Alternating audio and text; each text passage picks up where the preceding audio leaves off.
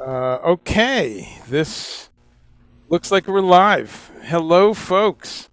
Welcome to the first episode of the Gear Spotlight. First episode. Yeah, this is so. Let's take a look here. Looks like we have audio out there. How are you, folks? Folks, you are gonna be my technical assistants here. First of all, please let me know that you can hear me properly and that you can hear Adam.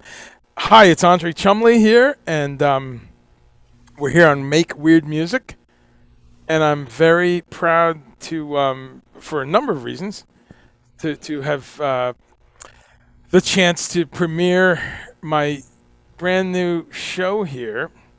It's called The Gear Spotlight, and I'm also very proud to be part of Make Weird Music and to present this, but very proud to present someone who's happens to be an old and dear friend, but forget about it. If I just met him yesterday, I would still say one of my favorite keyboard players, synthesist, keyboardist, pianist, composer, all kinds of things. Ladies and gentlemen, Adam Holzman. How are you, Adam? Hey, how you doing, Andre? Good to see you, man. Good to see you, man. We are. People say the audio sounds fine, so that's great. We got Okay. some cool folks here already. And so, what I figured was some of these interviews sometimes, we're talking about creativity, we're talking about different albums people are on, but the gearheads, a lot of us are gearheads at heart, and we always get letters, we always get emails later saying they want more details. So that's what this show's going to be about. We're going to geek out. We're going to talk about all kinds of your electronic journey and take some questions. People are saying if you could have your vocals a little louder. So maybe Okay. either. Yeah. Yeah. Let's see here. Oh, that got louder. Well, I'm leaning right into the mic now, but I don't want to. I want to be able to be Sure. nonchalant here.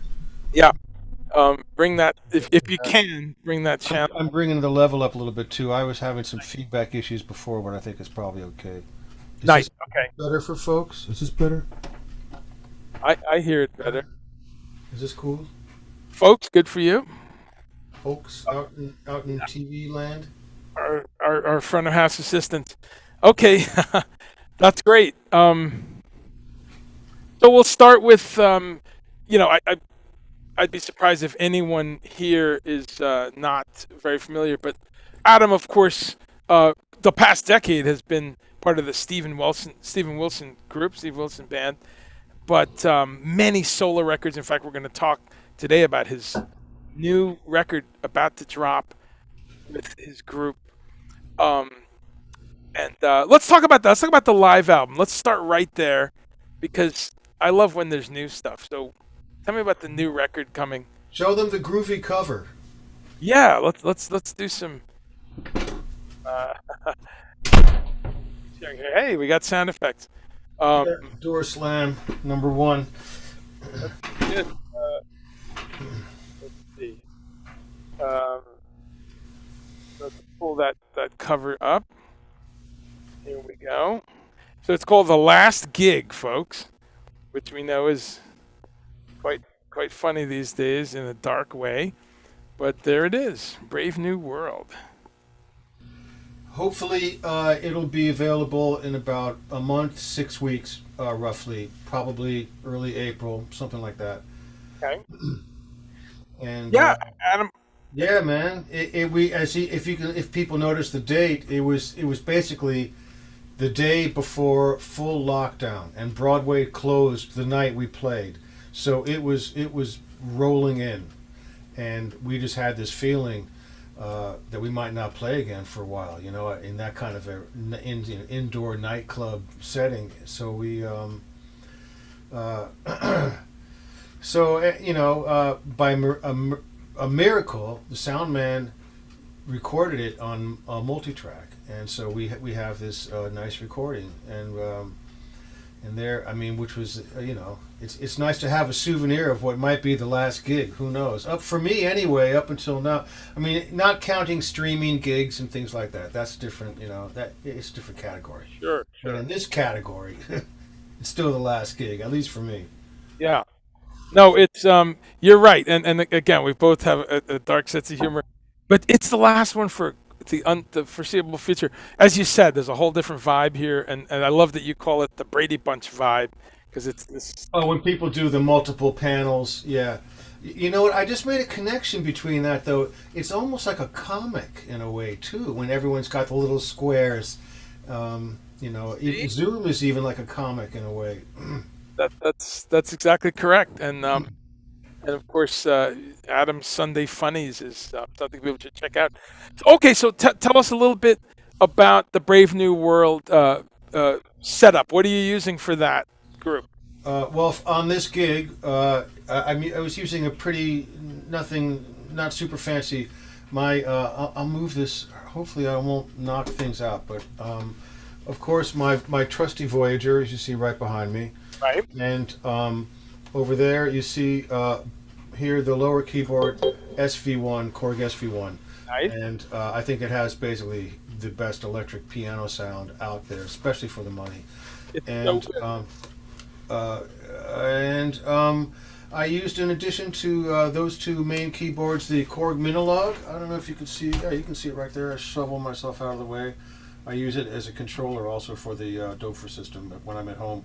But I like the Minilog for just extracurricular terrestrial sounds.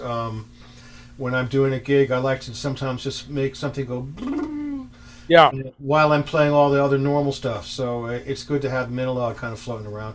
And I used a laptop running main stage. That was pretty much the gig setup. Wow. You, you know that those of you who know this gear a bit, that's it. You got it all there. You got a bunch of analog stuff, a really nice piano, and then main stage. Forget about it, right? Any sound you want, right? Well, yeah. I mean, I think of it as keyboard families, and you have to have sort of, it's like the four basic food groups or something. It's good to have a representative of each family, the sample playback stuff, the digital.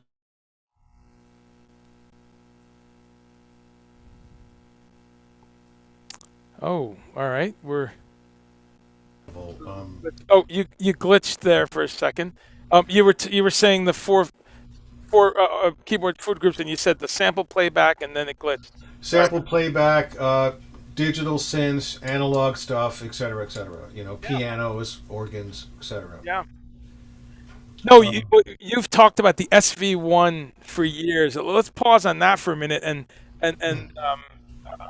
I'll preface by saying, of course, folks know I worked with Keith Emerson for a while, and Adam and I have talked about this. He loved that one too, and the guys. oh, I forgot about that. I forgot you mentioned that. It, it, Yeah, okay. All it, right, right on. it's that good. Tell us a little bit about some of the other things that makes that SV1 stand out. Well, okay. The SV1 number one. It's completely convincing Rhodes sound, and for an instrument, especially if you get the 76 key version, an instrument that's, I think, still around $1,300 or something like that, under Yep. 1,500 to get that. I mean, for the Rhodes sound alone, it's worth it. It also has a very, very good acoustic piano sound. It's very, very good, especially if you play in a loud band. And I've played a lot of digital pianos in a lot of different settings. And pianos don't, when you start to crank up a digital piano, usually there's something out of balance with the sound. It doesn't really start. It starts to sound less and less like a piano. Right. It sounds either too boomy or real tinny. But when this thing is cranked up and you're playing loud with a loud band, still sounds like a piano. It cuts. It still sounds and feels like a piano. And I even like there's an earlier version with a different set of piano samples, which I actually prefer. But Sure. the current ones are still good. And as a matter of fact, I'm thinking about getting a backup one because this one I've beaten it to hell now on 10 years of touring. So this thing needs a break, I think. Anyway, but I can't say. And then of course it does have other stuff. But I mean, for me, 90% of the time I use it for Wurlitzer, which is also very good. acoustic piano, and electric piano. I mean Fender Rhodes. So those three. But it does have an array of other preset sounds, which may or may not be useful for people. It's Sure. got not a half bad Mellotron, a pretty good string sound. I mean, it's good for an emergency, especially if your laptop goes down or something like that, and you need to play a string part. You can jump to something like that. It's actually not bad. But I mean, to me, it's they've gone when they made that and designed it. They went back to a principle which I appreciate, which is make a keyboard that does one or two things great and not a million. You know, exactly. We've talked about this keyboard, how, yeah, it literally has what, like six sounds or something like. No, there's six banks of eight of six sounds each or something like Okay. that.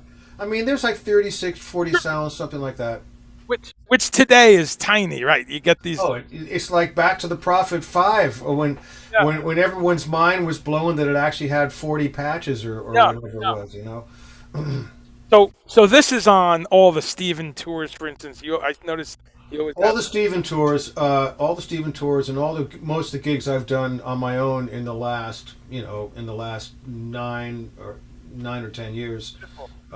Yeah, I mean, in the studio, of course, playing real piano, uh, but I still use this for the roads a lot of the time. Sure. And people can see that there's a little tube on there, right? You can overdrive it a bit.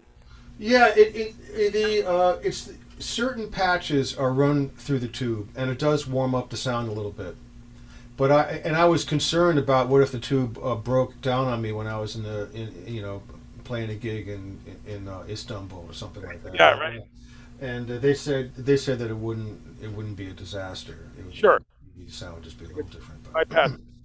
Well, that's great, and that's one of the staples. And then, as you said, the Voyager. Talk to us about the Voyager for a second. And That's my baby, the Voyager. It's actually, there's a reason why it's not fired up. I can, here, let me swap it out here. yeah, Quick. good.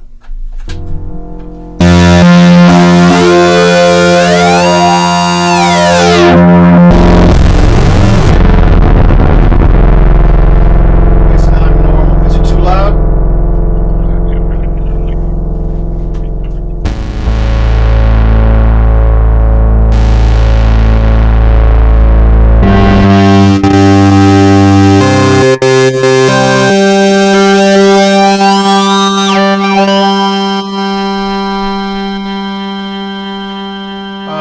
Right. That's just some patch that was floating around already. Sorry if it was a little bit too loud. Sorry about that. It was majestic, though. I mean, that. It is, Wow. yeah, right. There's It announced it. It was very present. It announced its presence. nothing sounds like that. Tell us what the Voyager means to you. Well, I've always been a mini moog guy, and even when I was growing up, when I was young, I started playing mini moogs when I was 17, something like that. Mini moog's been part of my life for most of my life, and that I consider in some ways my main voice. And when the Voyager came out, I was playing Moog. I had played Moogfest once or twice, and I remember in the first few times that they put Moogfest on in Midtown, uh, there was like 75% of the keyboards on stage were Korgs. Now I love Korg, but it wasn't really a Moog full on Moogfest, and so one of the years I played there, Moog called up all the keyboard players and said, "Look, we'll offer you a special deal if we want you guys to be playing Moogs and stuff." So I got my Voyager, and I wasn't rolling in the dough, so they said they'll give me one that had a scratch in it, and there was something wrong with the hinge on it. The hinge is just a little bit uneven. I mean, it opens and closes fine, but it just looks a little bit uneven. And they knocked a few $100 more off the price, which was completely awesome. And I have this fantasy of like a children's story about a mini Moog that was sitting around the Moog factory. The hinge was a little bit out of whack, and the other Moogs were teasing it. And then that Moog ends up going on tour around the world for Right, 15 right, right, because a boneheaded cheap musician bought it. So right. anyway, it had it. I think I might write a children's That's story. let's have a comic The strip. little Moog who could. Anyway, so anyway, when I first got the Voyager, it threw me for a loop though. It took a minute to wrap my head completely around it. I mean, saving the sounds was amazing. I mean, people complained it only had 128 patches. Well, that was 127 more than I was used to, and I spent some time trying to match the sound of my original Mini Moog, match it to that sound, and I noticed a few things. I put them side by side and got my favorite lead patch up on the regular Mini Moog, and started going through and arrived at something that was pretty close. And the thing is, it's super dependable and reliable. So there's that. I mean, you can do some wild stuff on there, and the fact that you can save it all in memory is pretty awesome. I learned one good trick for you Moog guys out there. I'll let you into one of my secrets. I use the keyboard. The keyboard going up sends a positive voltage that just increases very slightly with each note, and I map that in pot mapping to a volume. So as you go up the keyboard, it starts to scream a little bit more. 25%. But anyway, little secret out there for you Voyager guys. There's probably only about three of them. Yeah. Three of Okay. you guys out there, but who knows? No, that's really great. No, we got about 30. Anyway, I grew to completely love it. I can't live without it now. Anyway, so that's the long story short. I mean, it's definitely my main voice. No, that's a great story. Well, let's connect to that before we listen to a couple quick. Um, Tell me. So you have a mini Moog next to you too, a classic. Yes. I fired it up today. The classic mini Moog right Wow. there. Um, That. and it's You can turn that up a little bit. yeah. I don't know. Let me see. I gotta look here. Something. I have a complicated setup today. I see why. Sorry about that. Hope I don't blow anyone out now.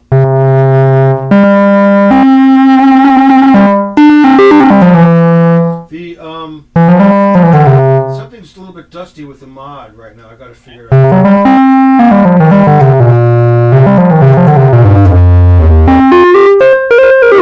Still, I mean, still's got a vibe though. The mod's a little bit squirrely right now.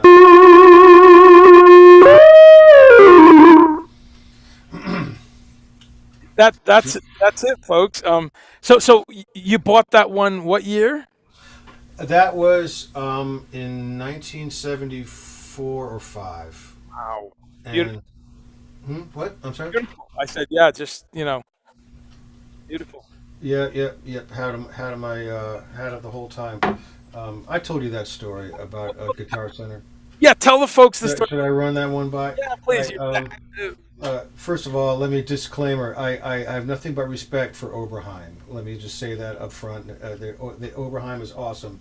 I was all excited to get a Mini Moog when I was, I guess, I must have been, yeah, I was late teens, and my buddies were all excited because we were all in a band and everything. And I went to the Guitar Center and got hosed by a salesman and talked into buying the Oberheim OB1 instead of the Mini Moog, and which was cool, but it wasn't a Mini Moog. In the end, it definitely wasn't a Mini Moog. History has proven that. But anyway, when I brought it home, all my buddies were laughing at me. They said, "You got to be out of your mind, man. Go back, trade it back in, get a Moog. Come on, dude, whatever." So I went back down to Guitar Center, and I said, "Look, man, And the guy said, "Okay, fine." So we pulled they pulled a Mini Moog out, and it was one of the newer ones with the corrugated pitch wheels. I don't know if people are aware. They did a run where there's a thicker white pitch wheel with little indentations for your finger. Those are the slightly newer ones, and the paneling looked different. The wood looked different. It looked like it was stained differently or something. Anyway, there was something wrong with one of the oscillators. So I said, "Okay, do you have another one?" So he took me to the back, and there was a stack of 7 Mini Moogs. We went through 6, and all of them were the new ones with the corrugated pitch wheels, and all of them had something wrong with them. I think they had moved over to Norland maybe at that point. Maybe that was there was some change, but There used to be the mod wouldn't work, or one of the oscillators was out, or something was wrong with the mixer, or something was wrong with the glide switch or something. So finally, we get down to the bottom one of the stack. We open up the box, and it's got the old thin pitch wheels. I don't know if you can really see from here. Oh, just Yeah, I don't want to unplug the. yeah, it's But, okay. but these pitch wheels are much more narrow, Yeah. about almost half the width that the other ones were.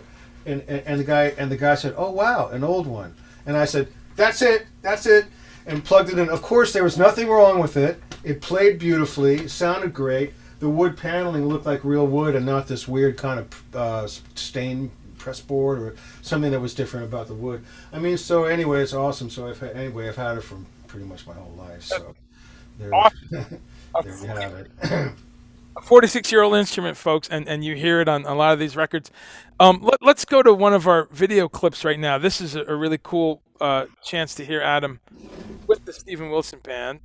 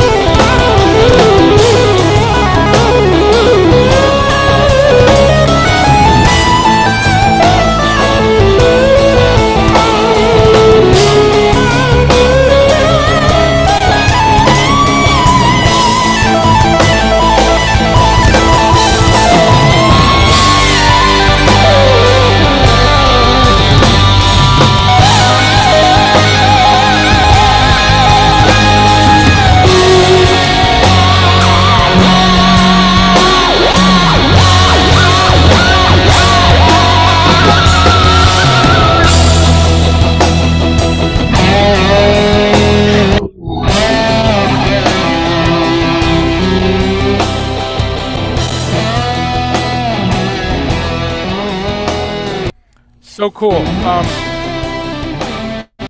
There we don't know what go. went on that long afterwards.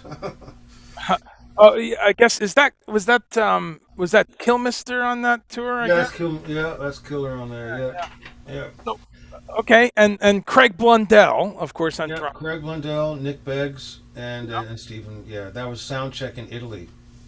That's awesome. Oh, now while we're talking about some new stuff, and we're going to jump around in time here, folks, 'cause we love to do that. But tell us about this great new project with some of your colleagues in. In Stephen Band, Yeah.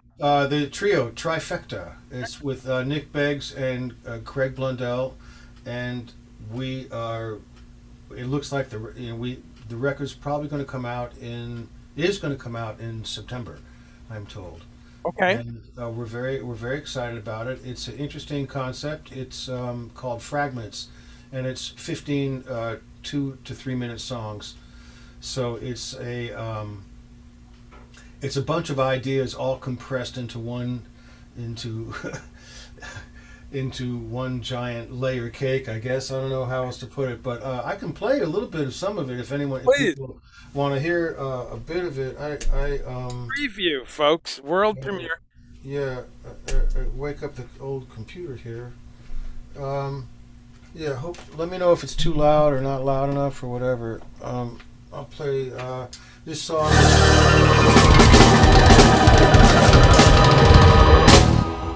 This is called "Clean Up on Aisle 5."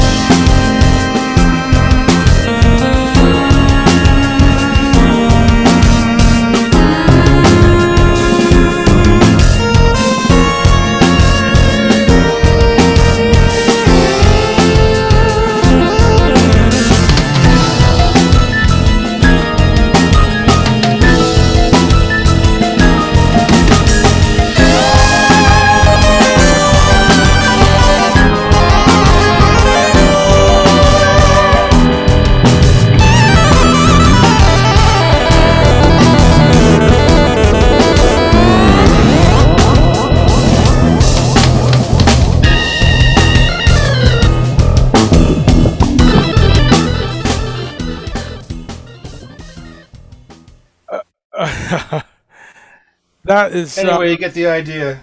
that's burning, man, and so that's a trio of your pals that you've toured with for years. Yeah, yeah, And Craig Blundell on drums and Nick Beggs. yeah, yeah. Wow. Yeah. And I'm sorry. what's your rig on that? The same basic food groups you just Oh, everything in here. It's a kitchen sink. Especially that track is a bit of a kitchen sink kind of thing. awesome. But yeah, I was using the Hammond XM2, the little Hammond module. Oh yeah. I Oh, don't know if you can gorgeous. see that. Yeah, it's wait, can you see? Yeah, this one. Yeah, see, Yeah, it's got drawbars and stuff, sure. and it sounds amazing. Yeah. I mean, it's made by Hammond. It sound actually, it's. I don't even think they make that particular model anymore. They make the keyboard one. And I was Right. originally going to buy the keyboard one, but then I was told there was no room for it on the truck. So I bought the module instead, and I was glad I did because I was able to actually incorporate it into the main stage setup. Because main stage allows you to run a one or two external MIDI devices as a component in the patches you create Right. stage. So I was able to shift the octave around and have just a little bit of Hammond down on one corner of the keyboard and stuff like that, which I wouldn't have been able to do if I had had it as a separate regular keyboard. So anyway, yeah, I mean it's a little overpriced, but it sounds great. It's worth it. It sounds great. There you go. We get what we pay for. Tell Yeah. us a little bit. Folks, we've got a couple different. I love that you term it as food groups because then you're right. You get a nice balance thing there. You got to have a piano, access to an organ, and then the analog stuff. Now, one of the things in the food group, as you said, sample playback and main stage. Tell us a bit about main stage coming into your life and on tour using that. Right. It was a complete crash course. I got hired by Steven. Well, actually, they had someone lined up to play keyboards who backed out about a month before Steven's first tour was supposed to begin, and this was the Grace for Drowning, the first round of touring for Grace for Drowning, and they cast a pretty wide net to get another keyboard player, which I think so that's why a guy from the States like me was in the mix, and Jordan also put in a good word for me. Jordan Jordan, Rudess, great. yeah, and so I ended up chatting with Steve, and he decided to go ahead and take a chance with me. And then I had 3 weeks not only to learn all the music and get ready to go on tour, drop everything else, organize my life, etc., etc. I'd never done a gig with a laptop before. So I actually had to go. I had to whip out the credit card, go to Apple, buy a MacBook Pro, and my buddy helped me load it up with Logic that had MainStage in it. And I was basically dealing with MainStage just, I don't know, 2 weeks before the first gig. I think I mentioned this the other day on a different chat, but I spent 2 weeks sitting down at the piano just learning the music. And then I got into the whole gearhead thing. Otherwise, it would have been a never-ending nightmare. It was better to go in and learn the nuts and bolts of the actual music itself first, sitting at the piano, no sounds, and then translate that to. At that point, it's much easier to translate that to all the different sounds and orchestrating it. Then you have another challenge, which is the keyboard choreography, the whole patch change thing. That's almost part of the performance in a way.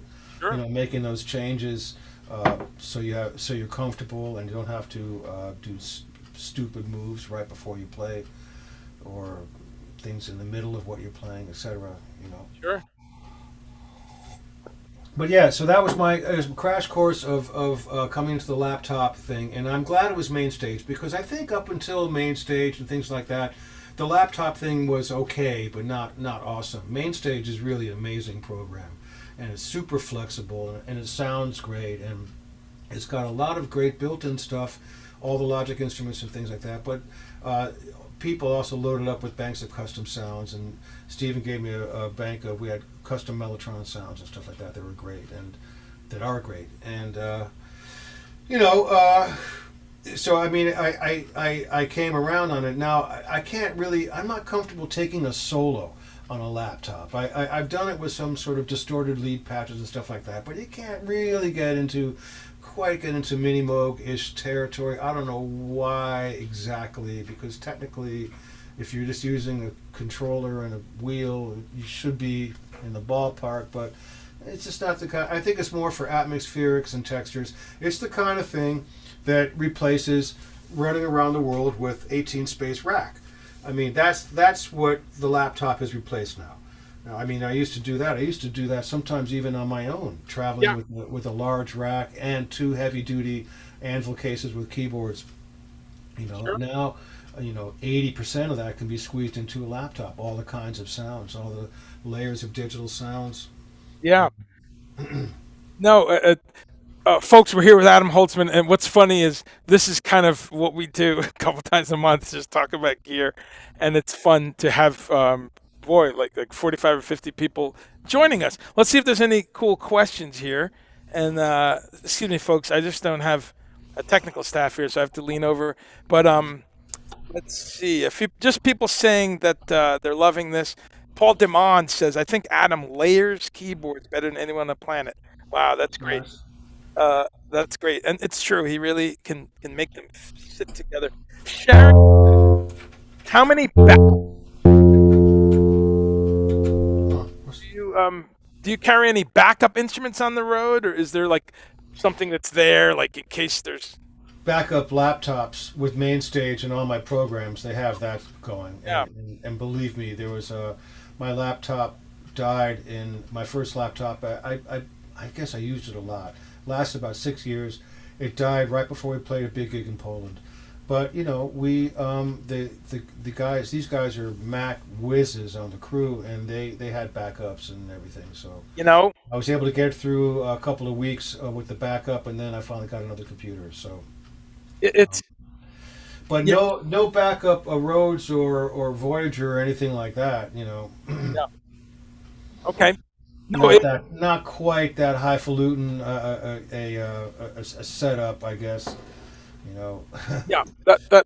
Well, one of the bonuses today is with software is that it's backup, and I do a lot of tours where it's people with software, and you can stick something in the cloud. You can have all your programs there, and right, you run out in Dusseldorf and buy a new Mac, and you could be back.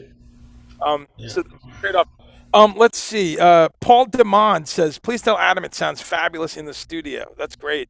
Um, okay, Okay. that's awesome. You know what's cool too of this pandemic? Nothing cool about it, but one bit of lemonade we've made out of the lemons is you've set up this laboratory over this last year to be a streaming thing, right? You've done Well, just a little bit. I think I dialed it in a lot better over the last couple of years. But I mean, it's a ton of junk in a small space. I really Yeah, wish I had. I mean, it's a really narrow space, so it's kind of this weird sort of I mean, look, my studio, my whole space down here looks like a place where a serial killer would hang out or something. I mean, it's just crammed with stuff. But I did one clever thing recently. I was telling you about it. Is I don't know. See anyone see a mundane patch bay over there? yeah, Yeah, yeah. yeah, yeah. And so what I've done with that is instead of using it for outboard gear or things like that mostly that usually used for something like that is I have all my keyboard outputs coming out of the patch bay. So I'm just able to pull the Memotron or the Hammond or whatever, the piano, the Moog, anything, and either run into the mixer or run it into Pro Tools and just do it all with the patch. So I'm not draping cables. I spent the last 8 years draping wires around. I look like a gypsy laundry, parlor or something like that. And so this is a slick, low tech, slick thing to do was to take all my keyboard outputs and run them through the patch bay. Yeah, Patch Bay is that's a great idea. Um, but you've also now, well, I think it's a wonderful cave because everything's arm's length, and I love it. Uh, but you've done a few streaming things live, right, with the family band and Yeah, yeah, um, yeah. I had the laptop set up in a slightly different place. We squeezed in here though. That was still a really tight squeeze. yeah, But yeah, managed to get it done. One thing about this place, I don't know if it's the stone or something, but it's been great for mixing. yeah. Something about the sound in here. I get an accurate sound in here, so I'm lucky for that. I don't have any weird standing waves or anything like that. Right. Don't change the thing. It's funny because you think about we're so into English prog and all those guys, and they a lot of them have those cool countryside stone buildings. So maybe that's Beautiful. All that space too. yeah. Um. Okay. Well, we got a couple questions here about the miles time, and I wanted to let's talk about that for a minute. But let's start with I'm going to jump to a cool little clip here of Miles Davis. Again, it's cool this show because we don't have to go over so much of the bio stuff. You folks are educated. I love you, audience. Thank you so much. So you know that Adam not only was in the Miles Davis band, but he was there for more than 3 days, which a lot of Right. people. How long were you with Miles? 4 years. 4 years. 4 years. Ironically, to the day. 4 years. Folks, if you're a big Miles Davis fan, as I am, I think many of you would be. That's a long time. I mean, you know, Miles, to his credit, just kind of went through for decades so many wonderful players, but I don't think there's a better endorsement that Miles Davis keeps you around that long. So let's check this out. I don't know what that is. Intruder. Oh God.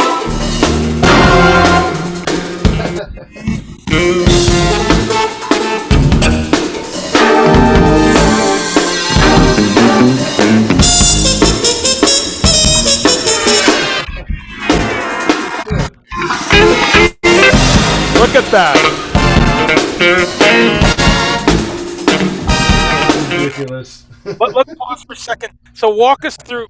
That's the same mini Moog, right? Is that your mini Moog? Yeah, it's the same one. Yeah, yeah, yeah, yeah, yeah. Miles loved the bass. Loved it. Loved to double the bass lines with the mini mode. Right. So, and then you've got what is that? A PPG wave in there? Yeah, I still have that. Actually, it's still right here. It's on its. Unfortunately, it's a dying swan. Uh huh. It makes. I plug it in and it makes these weird bubbly sounds, which are sometimes related to the note I play, sometimes not. So occasionally I'll just do a pass. on a Sure. track, playing various notes on the PPG, and I can save a few things. I love that instrument, but it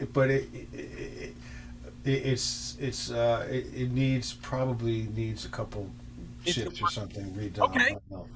Well, But hey, there it is, 30, 35 years later. yeah, Folks, yeah. one of the things that's really I love that I've learned from Adam for so many years is um, it's wonderful we're in this gear world and oh my God, Tom Oberheim's making stuff. Roger Lynn is here. The legacies of Moog and ARP continue.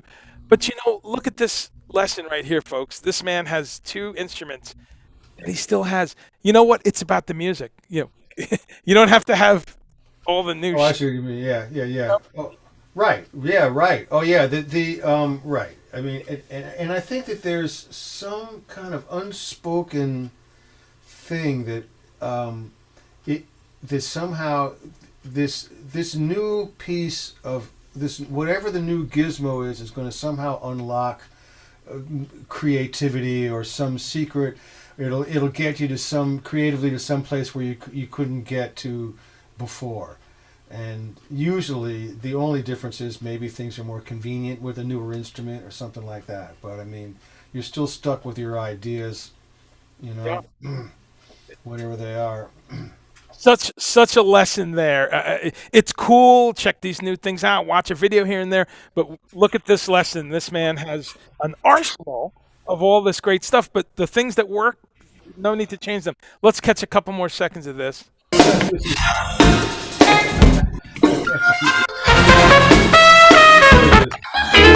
it is.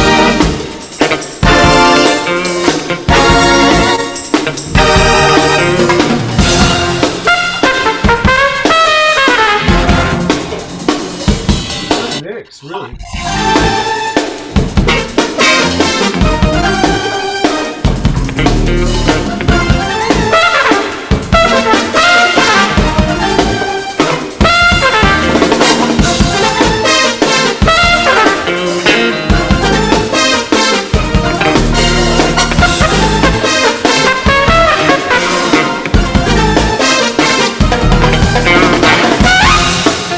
Wow, great stuff, folks. I'll put that link in the chat. You're right. What a great mix, right? That's I don't think I've seen that clip. You surprised me with that one, man. Wow. that's. I'll put that in the I'm link. leaping around.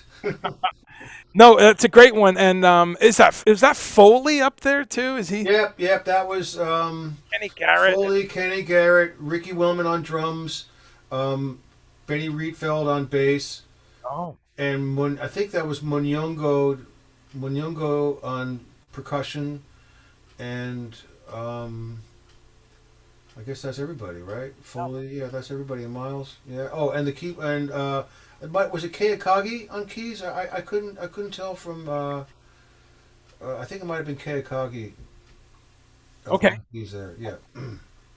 No, that wonderful mix there, and I put it in the chat, folks.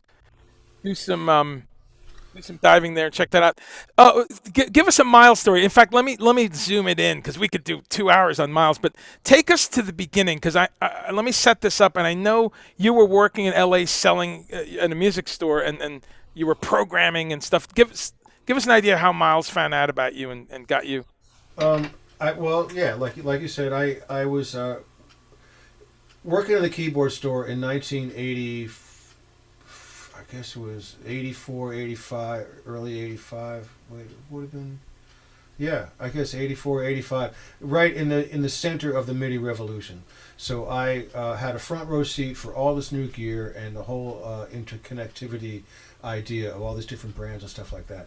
And MIDI at first was the main use for it was being able to play multiple keyboards from multiple synths from one keyboard, which I still think is one of the more interesting aspects about MIDI. Instead of CV and gate, you had polyphony, and you can stack all these sounds, and it became a normal thing in the LA session scene to hire a keyboard programmer in addition to whatever else normal personnel for a session, and I would go in there and layer up sounds, and it got to be now it's not, I can say Now maybe that particular style of keyboard programming is not so much in vogue, but back then it was there would be a layer, a piano layer, and then a pingy layer from DXs, and then something warm and analogy from Oberheim, and then a breath sample from a Kai S900 or something like that. So those are all the keyboard families, by the way. As we go through, you stack them all up and play one chord on it. It sounds unbelievable, or in context, it depends. But anyway, so that was the thing I was doing around town. I did a lot of work with vocalist Randy Hall, who's great. He's still doing some great stuff, man. And he was the vocalist on the Miles track, the title track, "The Man with the Horn."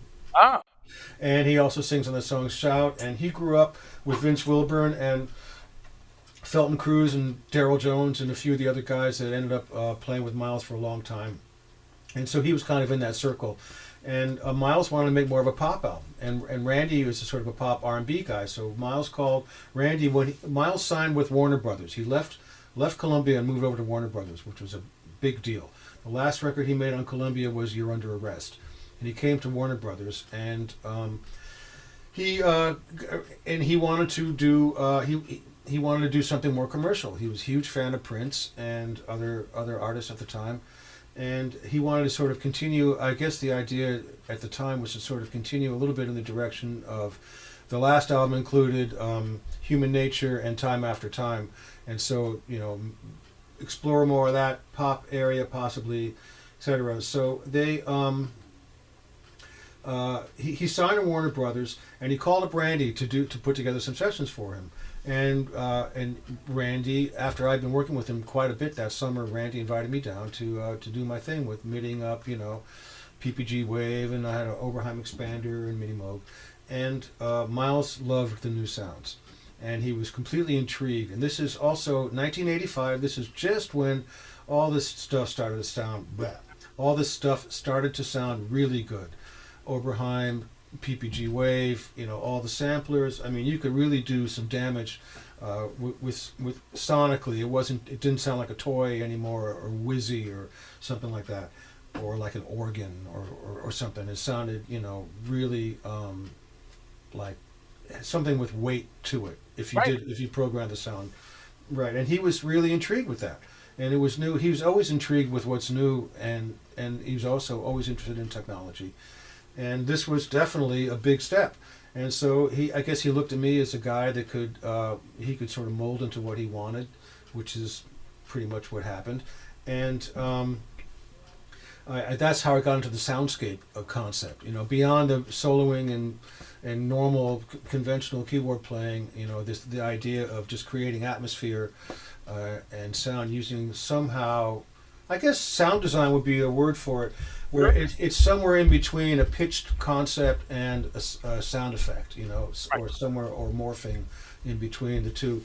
And that's what he kind of pulled out of me. And I guess he figured he'd take a chance. I mean, I did that session with him, and he was all excited about the song and about, I guess, some of these newfangled synthesizers. And 2 days later, I was on a plane with him to New York, rehearsing, and then rehearsed with the band, and went on tour with them within days after that to Europe, a 3-week tour.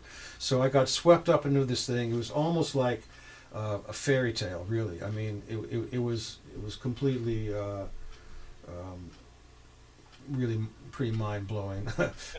that's great. Of time for me, but anyway, yeah. So that's how I just wanted to. I hung on there for dear life, man, and. By the time I was with him for 4 years, and by the time I finally left, I was musical director, and which meant really, I just helped Miles out, writing charts and things like that. It was more sort of practical housekeeping chores for band kind of stuff. And, Right. But anyway, yeah. So that was the connection with Miles, and when I toured with Miles, it was I played a DX7, which controlled a bunch of stuff on the rack, and then a PPG Wave and the MIDI Moog. Yeah. Okay. And the DX7, as you can get some good sounds out of that if you worked with it, and it had a thing. I think so. There was something, especially in the days of layering up all that MIDI stuff. If you put a DX7 in, it would add a little bit of solidity. Yeah. to a patch. There's something about it that had a presence and real, especially like the marimbas. I mean, its strong suit Yeah. was those plucky, bit pingy kind of sounds. But Yeah. I mean, it could get pretty subtle, some nice stuff. The marimba sounds are really really nice. Also, I ended up programming a very smooth pad sound, which you wouldn't expect to be from a DX7. I was thinking the other day how funny it is that DX7 was such a huge deal. I Yeah. mean, the whole world, having worked in the keyboard store, you couldn't get enough of them, man, and you still see them around. Yeah. But then the DX7 II came out, and everyone thought, "Whoa, this is really going to be the thing." I have not seen one DX7 II anywhere in like 32 years. I mean, it's weird. Maybe they didn't make that many of them. They They had ma- a hard drive in them. Maybe that thing screwed up. I don't know, but yeah.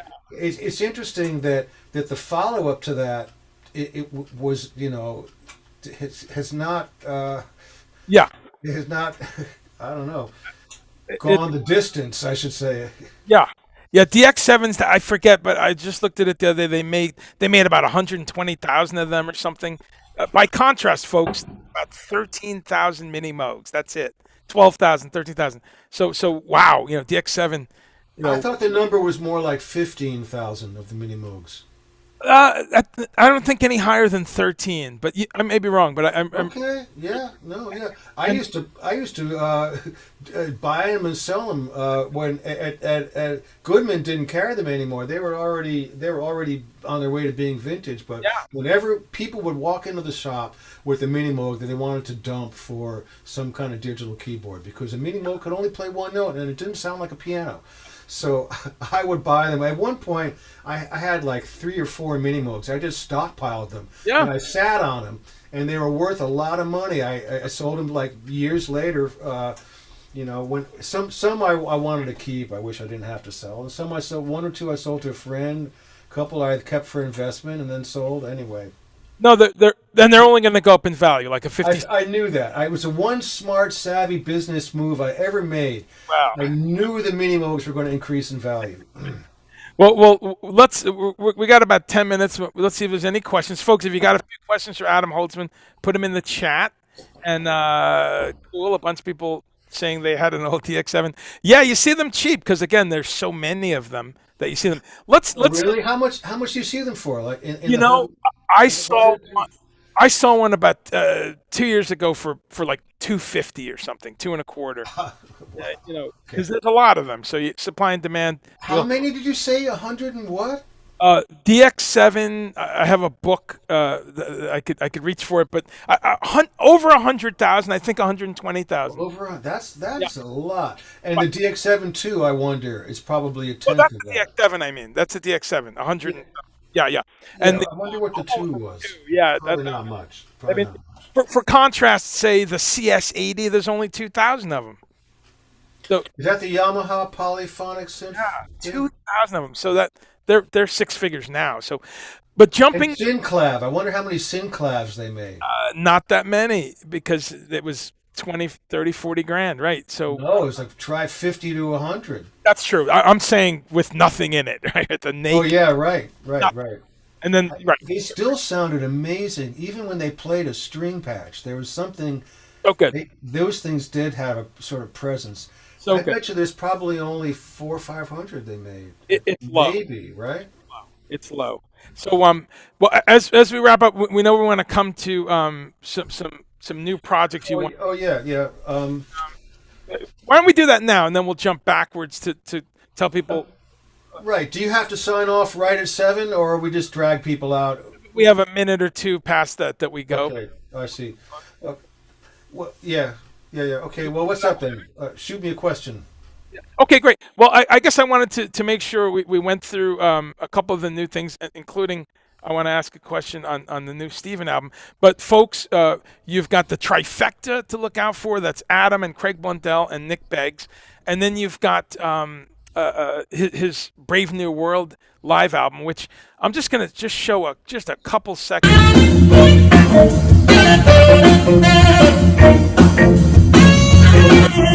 Ossoff playing sax.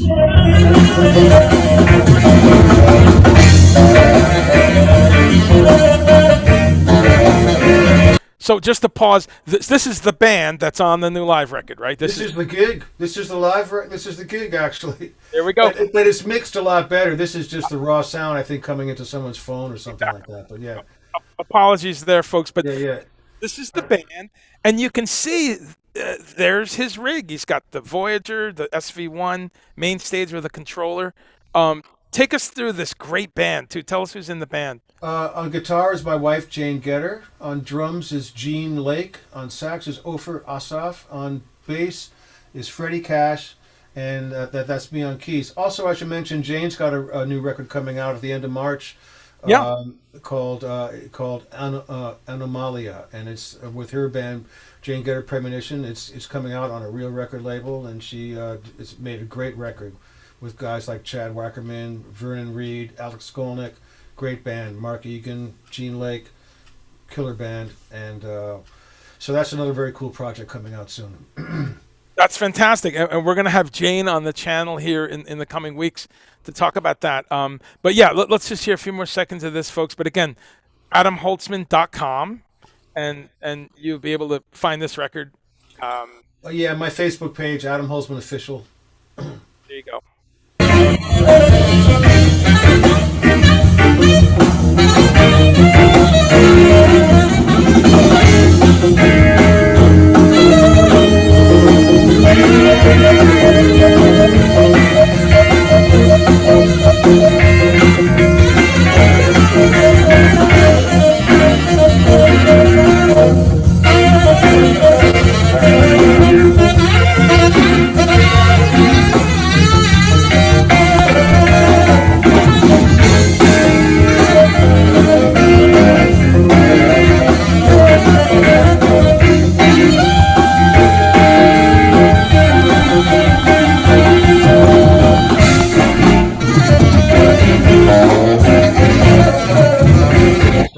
Wow. Yeah, that's a good place to stop. That's great. And so again, folks, you'll hear the full stereo mix on the record. Of course, that's just a phone video, but not bad. You know what's cool is, as you said, that SV1 cuts right through. You could hear it. You know. And when you play harder, you get a little bit more. That's the difference between it and all other fake electric pianos. Is when you play it really hard, it actually sort of springs a little and distorts slightly, almost like a real Rhodes. As a musician, your experience is not only not only does it sound like a real Rhodes to the audience, but it feels like you really think you're playing. You know, when you're actually hitting it. Also, I didn't mention my other favorite baby real quick. I just want to give a shout out to my little Dofer system. I'm gonna hopefully build up more on it at some point. This is just a basic axe, but I love that thing, man. Whenever I want an extra special little something just to tweeze into a track, just a couple notes from this sucker, and it's, it just adds a little bit of magic. Yeah. No, well, I love that you've added modular into your and again, in typical style, where you have people 2 weeks in, it covers their whole house. You have what works, and you've kept it. Now, let's close with a little bit of stuff on electronic music. You use that on the new Steven Wilson record, right? Yeah. I think there's a sort of a modular bit at the beginning of the song called "Follower." Okay. And I think we might be expanding on that in a live setting, possibly. Okay. So again, folks, who knows when that'll be? But when they are live, Adam's going to be on the tour and adding modular into the live. Well, we'll see. I might have to do a laptop version. I am scared to take something like this out on a hardcore tour with big flight cases and gear. Yeah, I don't know what to do about that. I'm still trying to figure that out. That's great. And so, folks, we could do a whole show just on that record or on the Miles. Right. This is about kind of Adam's gear journey here. I wanted to also touch base. Now that we touched base on some of the new records, there's a record that I love that people should check out called Parallel Universe, which is okay, cool. Just give people a little.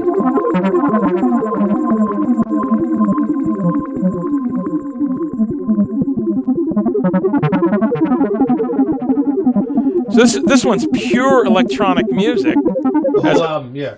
whole record. Almost all of it's in real time too.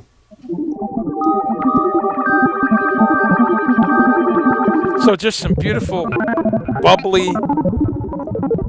Yeah, the Moog is the bubble, and the PPG wave is playing that nice glassy sound. That's before it started getting tricky. So people can look for that, and where can you order that through your website? They can. No, no, that should be available on Amazon. That was actually released on Naxos.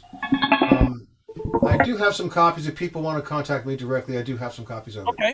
And Um, but right. that one's an old school 1950s style electronic music record. There's no drums or anything. It's just basically floating sounds and textures and things like that.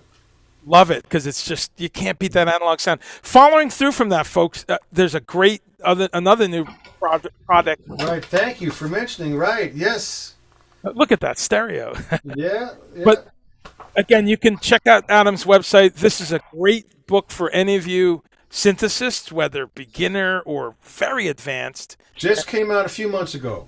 Yeah, Amazon, right? Just look for, It's on Amazon, and you can get it straight from the Melbay website as well. and there's some audio examples online to help you through it, right? 42. Folks, this is, I've been trying to program synths for 35 years. I do okay, but I've learned so much already in this book. Really? Oh, Okay. All it, right. Cool, so man. it's very down to earth language, and there's examples, and there's really, so so folks, we're out of time here, but Adam, we want to close though with just giving us a little snapshot of some of other projects. I want to remind people also uh, the next episode of this show, Wednesday, March 3rd, is actually a dear friend of Adam's, none other than Vernon Reed. He'll be Oh, wow. yeah from his lab, not far from Adam's lab. Next week or the week after next? 2 weeks on Wednesday. Oh, man. Okay. I want to hang. Okay. Great. That's When, cool. Very Wednesday, cool. March 3rd. And then my other show, Confronting Creativity, on the 26th, a week from this Friday. We've got a lot of New Yorkers, Carmine Rojas and Zach Alford from the Bowie Band and many other bands. So stay tuned. Please subscribe here to Make Weird Music. We got a lot of fun stuff coming up. Adam, tell us in closing then just a bit about just all the stuff you're on right now. Well, I've been very lucky that when I've been since the pandemic kicked in, I've been working on a lot of projects out of my little secret laboratory here. And just real quick, I wanted to give a shout out to all these really nice folks who've been keeping me busy for the last 8 or 9 months. And I'd like to say quick hello, shout out to the Groove Project in Singapore, run by Arun Shinoy, and two bands from Russia, Velcro Cranes and Quintessence. My buddy Dave Kilminster, I'm on a lot of tracks on his album that he's working on finishing up right now. Band out of Holland called Hex, led by Matt Young. Band out of Germany called Ubashaya, run by my friends Axel and Heiko. Band out of Italy called Belladonna, my buddy Danny. I played a solo on one of their tracks. A composer named Michael Gilbert, and another composer named George Cannell. And besides Jane and everything else, also that No Man record I did with Tim and Steven, I played a solo on that. And a few more folks. If I forgot anyone, I apologize, but I wanted to give a shout out to all these cool folks. Wow, that's what a lineup of stuff. And yes, thank you to all those folks for keeping Adam busy. And Really. so folks, the links are in there. AdamHoltzman.com. Stay tuned to Make Weird Music. He'll be back down the road. I And hope so. I hope so, man, for sure. yeah, We gotta talk about the modular stuff next time. yeah, we could do, that's the thing. We could do an hour and everything, but we touched base on what you have there. People can continue with the questions in the chat. We'll keep answering after the fact. Otherwise, folks, keep making weird music, and see you in 2 weeks. And thank you for being part of the first episode of the Gear Spotlight. Woohoo! All right. Thanks, man. There we